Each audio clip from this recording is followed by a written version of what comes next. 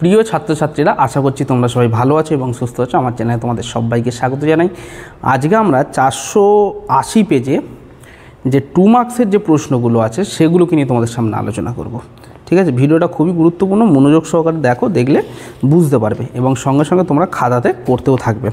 দেখো প্রথমের অঙ্কটা কি বলেছে, 4 দাগের আজকে অঙ্ক করব, 380 পেজ। এটা হচ্ছে আমাদের পার্ট 2 ভিডিও।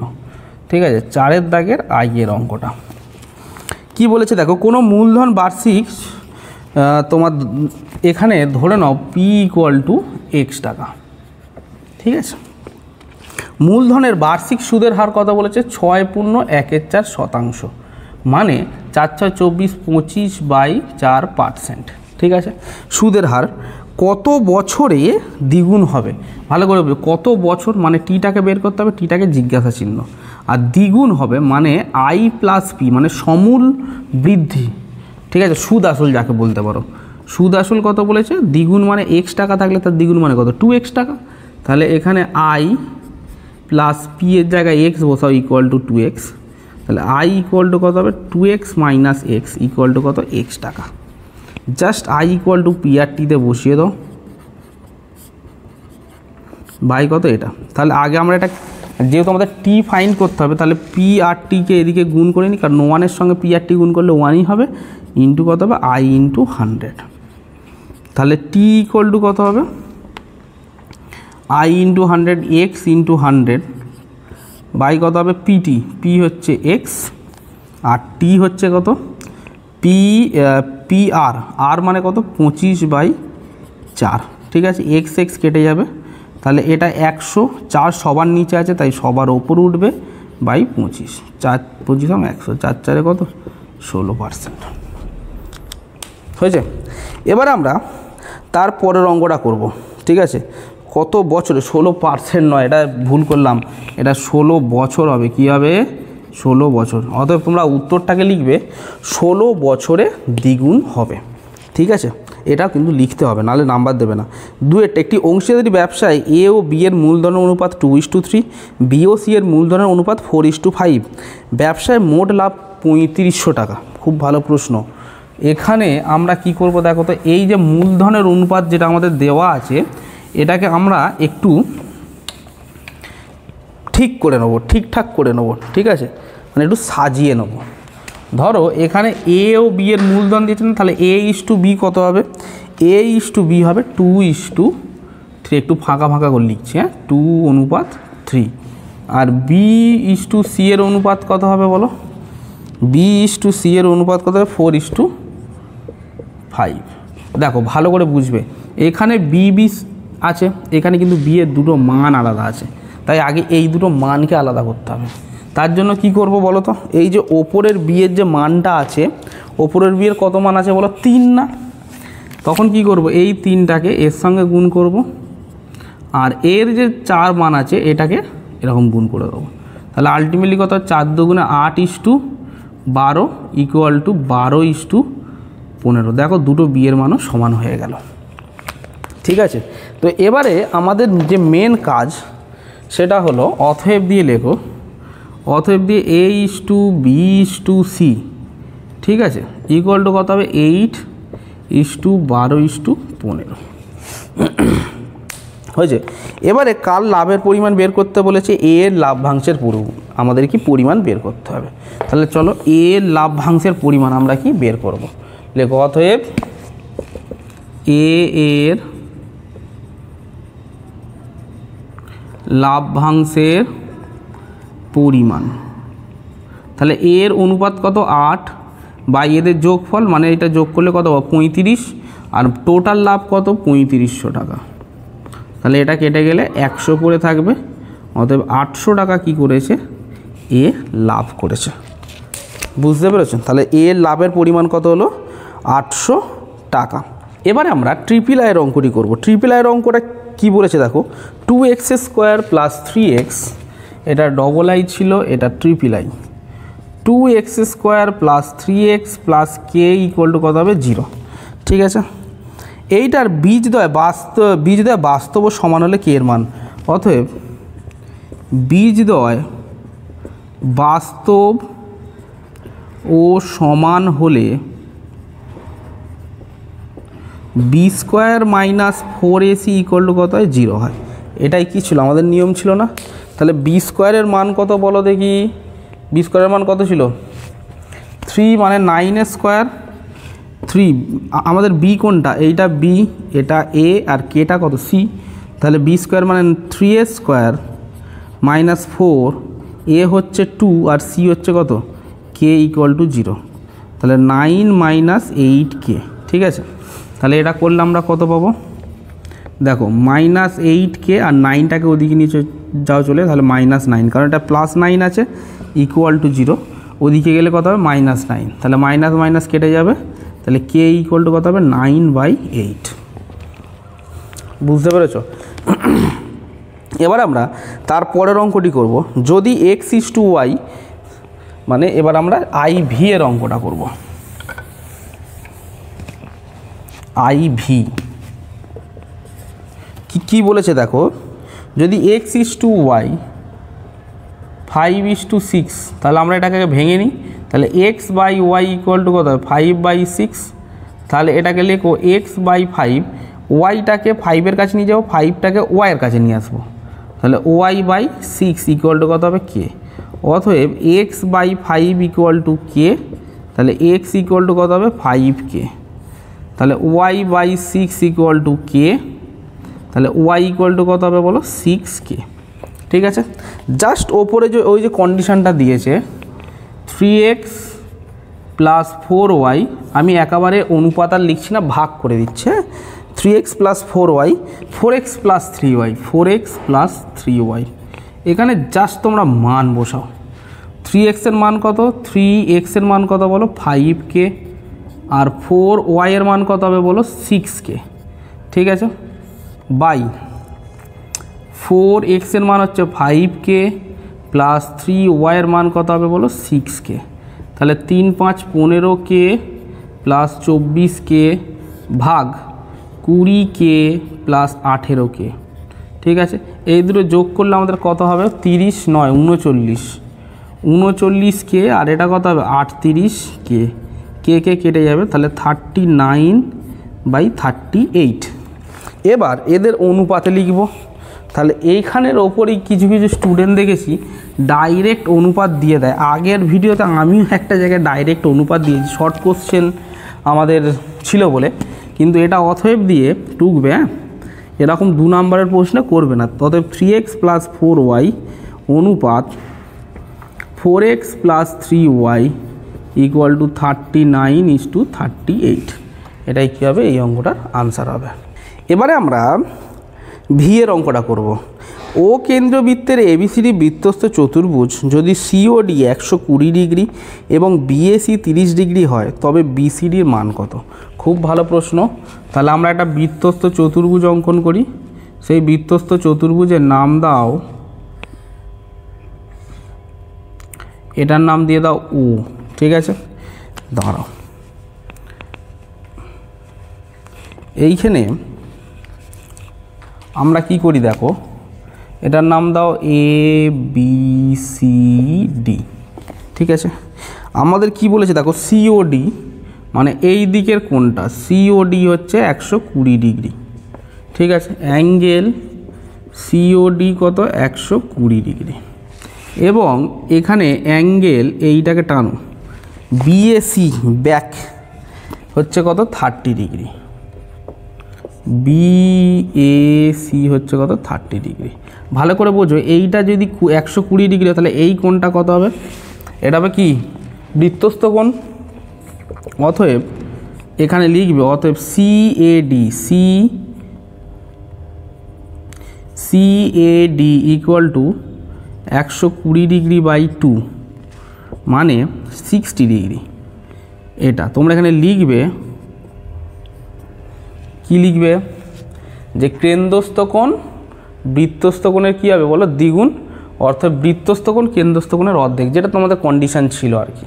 ঠিক আছে, বৃত্তস্থ কোণ যদি আমাদের বের করতে হয়, কেন্দ্রস্থ কোণের কী হবে? অর্ধেক হবে। এটাই, বা এটাও লিখতে পারে কেন্দ্রস্থ কোণ বৃত্তস্থ কোণের দ্বিগুণ, এরকম লিখতে পারো। লিখলে মানে স্যারেরা বুঝতে পেরে যাবেন। তাহলে এটা আলটিমেটলি কত হলো 60 ডিগ্রি। আমাদের বইয়েতে প্রমাণ করতে কি দিয়েছে দেখো, বইতে প্রমাণ করতে বলেছে বিসিডি মানে এই পুরো কোণটা, অতএব ডিএবি প্লাস বিসিডি বলো তো কত ডিগ্রি হয়, এদের সমষ্টি 180 ডিগ্রি হয়। অতএব ডিএসি এর মান কত, ডিএসি বলি, ডিএবি এর মান কত 60 প্লাস 30 মানে 90 degree plus BCD equal to 180 degree. তাহলে বিসিডি কত হবে বলো, 180 degree minus 90 degree equal to 90 degree. ঠিক আছে, এবার আমরা তারপরের অঙ্কটা করব। বলেছে যে 5 সেন্টিমিটার ব্যাসার্ধ বিশিষ্ট একটি বৃত্তের বহিস্থ বিন্দু থেকে পি থেকে অঙ্কিত স্পর্শকের দৈর্ঘ্য 12 সেন্টিমিটার।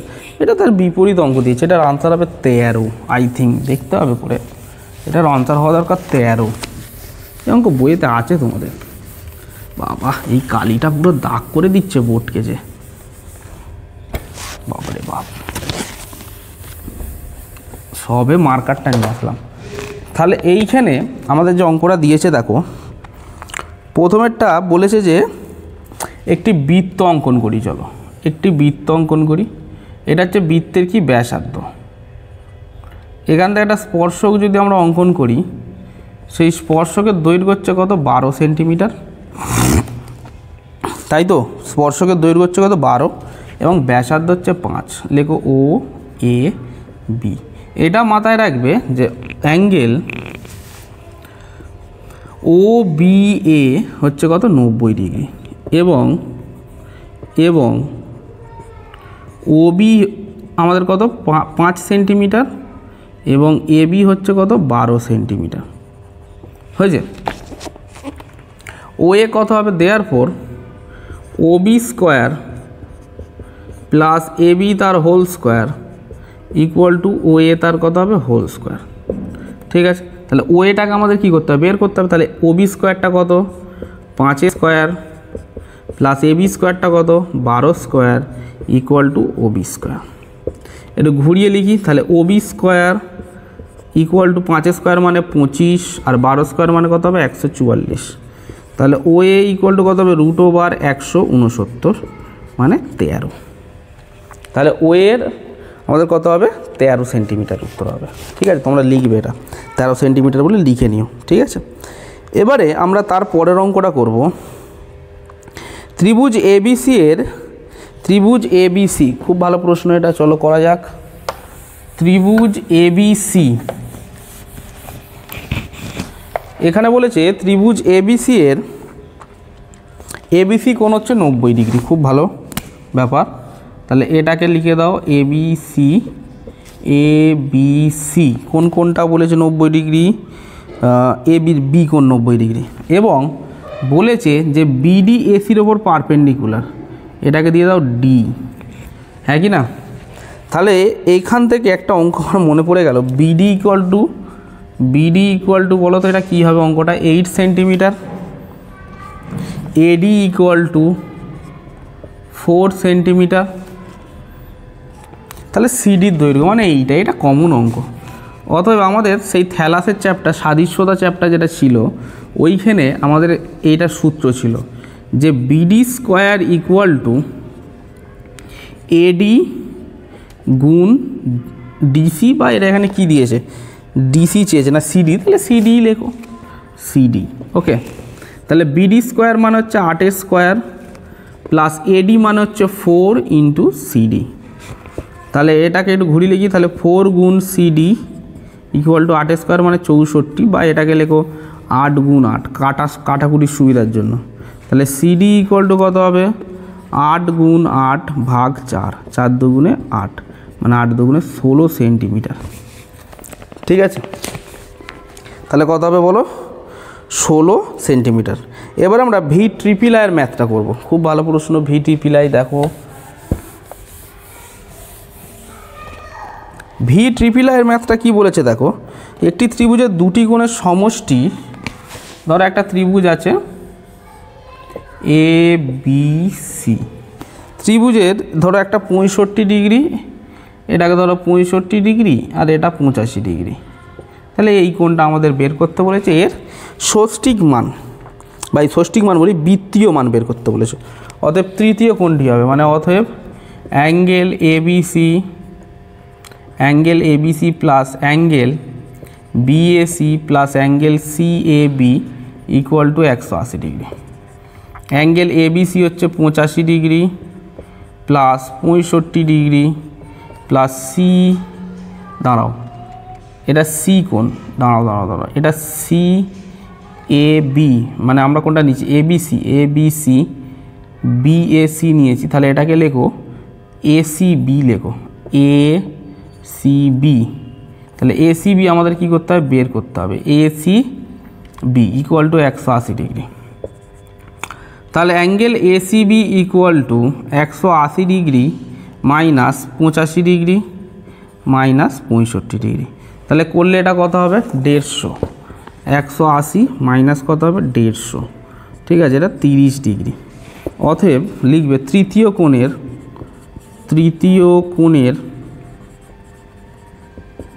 বৃত্তীয় মান, তাহলে কি করব, 30 তার সঙ্গে পাই সি বাই 180 কী করবো, গুণ করব, ঠিক আছে। এটা কেটে দাও 6 হবে, অতএব পাই সি বাই 6 আমাদের কি আনসার হবে, ঠিক আছে। এবারে আমরা তার পরের অঙ্কটা করব, আই এক্স। খুব ভালো প্রশ্ন, আই এক্সেরটাও খুব ভালো প্রশ্ন। কি বলেছে দেখো, sine 43 degree cos 47 degree, sine 43 degree cos 47 degree, ঠিক আছে, প্লাস কস 43 ডিগ্রি আর এটা কত হবে, সাইন 47 ডিগ্রি, ঠিক আছে। তাহলে এইখানে আমরা দেখো তো এই দুটো কোণের এই 43 আর 47 যোগ করলে কত হয় বলো, 90 ডিগ্রি। তো এরকমভাবে এটাকে চেঞ্জ করি, চলো ইকুয়াল চিহ্ন দাও, দিয়ে লেখো সাইন, এটাকে 43টাকে কনস্ট্যান্টই রাখি, কসটাকে চেঞ্জ করি, কস 90 ডিগ্রি মাইনাস 43 ডিগ্রি, মানে যদি 90 ডিগ্রি থেকে যদি 43 ডিগ্রিকে যদি বিয়োগ দিই তাহলে আমাদের কি আসবে বলো, আমাদের আসবে কত, 47 ডিগ্রি, ঠিক তো।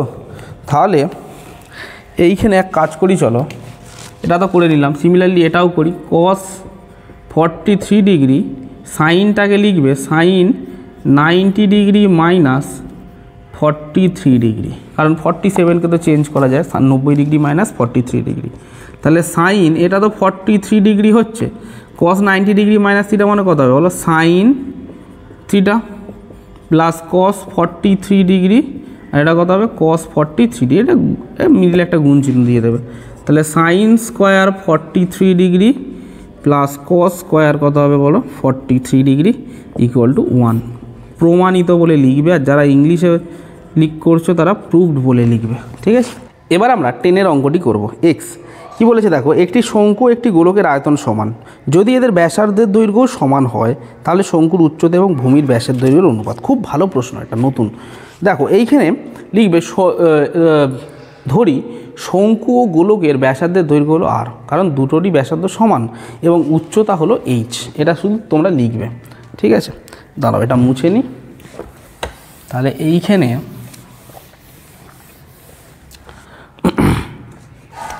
তাহলে আমরা কি লিখতে পারি, 1/3 pi r square h equal to 4/3 pi r cube. কেন, কারণ দুটোর আয়তনই সমান বলেছি, শঙ্কুর আয়তন যা হবে গোলকের আয়তনও কি সমান। তো তোমাদের আগে কি লিখতে বলেছিলাম, যে ধরি শঙ্কু এবং গোলকের ব্যাসার্ধ হলো আর এবং উচ্চতা হলো এইচ। তাহলে এখানে 3 তোমরা এলিমিনেট করে দেবে, তাহলে pi r square h equal to 4 pi r cube. Pi কেটে যাবে আর এই কেটে গেলে এটা আর পড়ে থাকবে, তাহলে এইচ ইকুয়াল টু 4r। তাহলে এইখানে এক কাজ করো, H by R equal to কত, 4, নিচে কিছু নেই মানে কত আছে, সবারই 1 থাকে। এবারে এইখানে যে অঙ্কটা চেয়েছে দেখো, বলেছে যে ভূমির শঙ্কুর উচ্চতা ও ভূমির ব্যাসের অনুপাত। ভূমির ব্যাস যদি করি, দেখো এখানে আমরা একটা 2 গুণ করি, কারণ ব্যাস মানে কত, 2r। তাহলে এইখানে তোমরা এক কাজ করো, 2 গুণ করো, তাহলে 2r মানে কত, ব্যাস। তাহলে এইচ বাই আর লিখবে তো, ধরি ব্যাস হলো ক্যাপিটাল আর, ব্যাস ইকুয়াল টু ক্যাপিটাল আর বলে লিখবে, তাহলে H by R equal to এটা কেটে দাও 2 মানে 2/1, H is to R equal to কত হবে 2:1, এটা আনসার ছিল। ঠিক আছে, খুব ভালো প্রশ্ন এটা। এবার আমরা তারপরের অঙ্কটা করবো। বলেছে একটি লম্ববৃত্তাকার চোঙের ভূমির ব্যাসার্ধের দৈর্ঘ্য হচ্ছে 3 সেন্টিমিটার। চলো চোঙ আগে একটা ড্র করি। তাহলে আমরা একটা লম্ববৃত্তাকার চোঙ ড্র করি, হয়েছে। সেই চোঙের ব্যাসার্ধ বলেছে কত 3, তাহলে ব্যাস কত হবে, ব্যাস হচ্ছে 2 গুণ 3 মানে হচ্ছে 6 সেন্টিমিটার, হ্যাঁ কি না। এবার বলেছে উচ্চতা হচ্ছে 8, এইখান থেকে একটা নাম্বার টানো, উচ্চতা কত হবে 8 সেন্টিমিটার, উচ্চতা কত হবে 8 সেন্টিমিটার। তাহলে বলছে সর্ববৃহৎ যে দণ্ড আমরা রাখতে পারি, তাহলে সর্ববৃহৎ যদি এটা 8 হয়, ভালো করে বুঝবে, এটা যদি 8 হয় তাহলে এটাও কী হবে 8ই হবে, এটাও কী হবে, এখান থেকে এর ডিস্টেন্সটাকে কী বলবো উচ্চতা বলবো। তাহলে সর্ববৃহৎ কী রাখতে পারি দণ্ড, এরকম আড়াআড়িভাবে কর্ণ বরাবর, তাহলে কর্ণের দৈর্ঘ্য বের করতে হবে, মানে আলটিমেটলি এই কর্ণটাকে বের করতে হবে। ঠিক আছে, অতএব এইখানে লেখো এ বি সি, ঠিক আছে। তাহলে অতএব এসি স্কোয়ার ইকুয়াল টু সমকোণী ত্রিভুজ A B square plus BC তার কত হবে হোল স্কোয়ার। তাহলে এসি স্কোয়ার ইকুয়াল টু, তাহলে এটা কত হবে 6 স্কোয়ার, এবি না, এবি হচ্ছে 8 স্কোয়ার, 8 স্কোয়ার প্লাস কত হবে 6 স্কোয়ার, তাহলে এটা 28 64 প্লাস 36, ও এটা সোজা হয়ে গেল তো।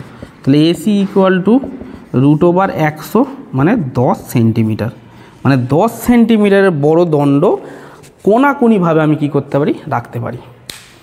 এবারে আমরা এই অঙ্কটা খুব ভালো অঙ্ক, XII এতক্ষণ মানে এতগুলো পেজ করার পরে এই অঙ্কটা যা দেখতে পাচ্ছি একটু ভালো অঙ্ক আছে। কি বলেছে দেখো, UI equal to xi minus a/h, হ্যাঁ কি না।